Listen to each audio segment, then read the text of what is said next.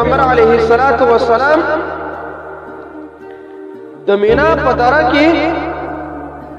نو وارد او نابلد او هل تراغه نو هر یو ډله هغه چې راځي دلته میله به لګېدله هر کال به میله لګېدله د عکاظ میله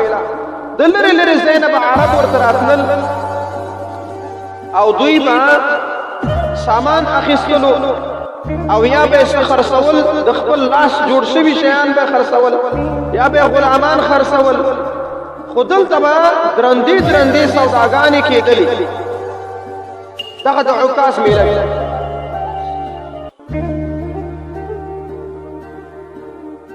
نو په دغه وخت کې طارق محاربي رضی الله تعالی عنہ هغه ولاړ ده هغه هم دکانداری کوي هغه هم یو تاجر ده دی وایي چې زه په خپل دکان کې ولاړ یم دی له هغه وخت کې اسلام باندې نه و مشرف شوی اسلام یې نه و راوړی وایي زه ولاړ وم چې دا شخص وینم پیژندم نه چې دا څوک ده خو دا شخص دا سړی وینم چې د سهار نه ولاړ ده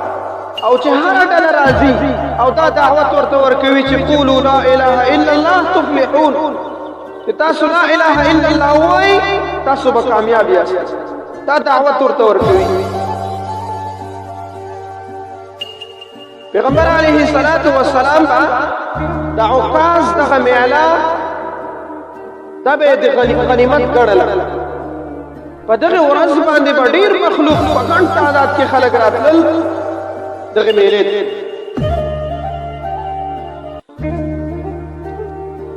نو طارق محاربي رضی الله تعالی عنہ فرمایي هغه د محمد رسول الله مبارک د دې عکاظ د میلې دا قصه کوي وای سحر نه دا سړی وی لګیا ده او خلق ته دا وایي هر ډله چې راسي ورته وایي قولوا لا اله الا الله تفلحون قولوا لا اله الا الله تفلحون تاسو لا اله الا الله وایي تاسو به کامیاب په دې وخت کې وایي دا د لمر سترګه دا وایي سر ته راغله او ډېره سخته ګرمي سوله غرمه سوله ډېره سخته ګرمي سوله او د خولو له چپو جوب دلته ولاړ خوله ده ګرمي ده دا په دې سور مر کې ولاړ ده او خلکو ته دعوتونه ورکوي زه وایي ډېر زیات تعجب کېږم چې دا سړی اوس څوک ده دا ولې نه ستړی کېږي نو حن چې داسې وخت راغی چې د مازدیګر سو په دغسې وخت کې چې میله ختمیږي په دغسې وخت کې یو څو ځوانان د قریشو هغه وی راغلل وی یو هغه بل ته وایي وی دا هغه سړی ده چې د موږ او د تاسو د آباو د اجدادو هغه دین نه خلک اړوي کوم دین چې د موږ او د تاسو د آباو د اجدادو موږ او تاسو ته راښودلی ده دا د هغه دین نه یو نوی دین را پیدا کړی ده او دغه نوی دین خلکو ته ورښیي نو په هغې کې داسې شقي او داسې بدبخته خلک وو چې یو دانه راغی محمد رسول الله مبارک ته هیر چاپېره دایره ورنه تاوه کړله نو یو بدبخته د ده لنګوټه هغه ورکش کاږله یو لنګوټې نه ونیو کش کاږه یو د ګیرې نه ونیو یو د ګریوان نه ونیو یو د لمنې نه ونیو خو ډېر اذیت یې ورته ورکړ محمد رسول الله مبارک د خولې نه هم نه باسي وایي په دې کې یو بدبخته انسان داسې و چې هغه د محمد رسول الله مبارک مخ ته لاړې ورته کړې دا نورو چې کله د ده دا کار ولیده نو هغه نورو هم لاړې ورته کړلې بیا یې هم پې ستړي نه شول او هغه د زړه هغه بغض او کینه یې ختمه نه سوله بیا یې خاورې واخیستلی او د محمد رسول الله مبارک هغه مخ ته ور واچو هغه مخ ته چې الله رب العزت په والضحى باندې ستایلی ده هغه مخ ته ورته لاړې خاورې ور واچو د محمد رسول الله مبارک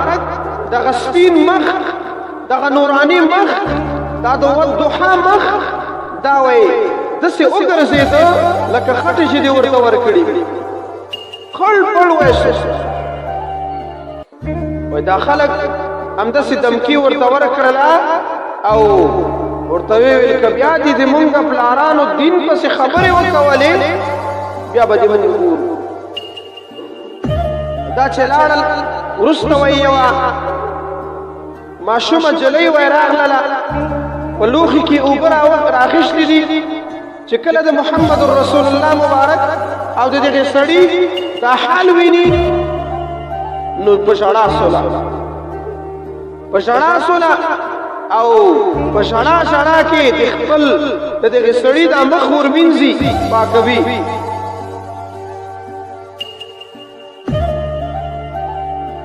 وایي هماغه سړی وایي ورته وایي لورې خفه کېږه مه وایي ستا پلار چې کوم دین راوړی ده دغه دین به ته وګورې یو ورځ دا به د مکې معظمې د مدینې منورې یعنې د ټولې دنیا پوخ کور ته او خام کور ته ور ورسېږي دغه دین به یو ورځ ټولې دنیا ته ور ورسېږي دا داسې دین نه ده دا داسې خوار دین نه ده چې زه راوړم او زه خلکو ته دعوت کوم دا ډېر خوار دین نه ده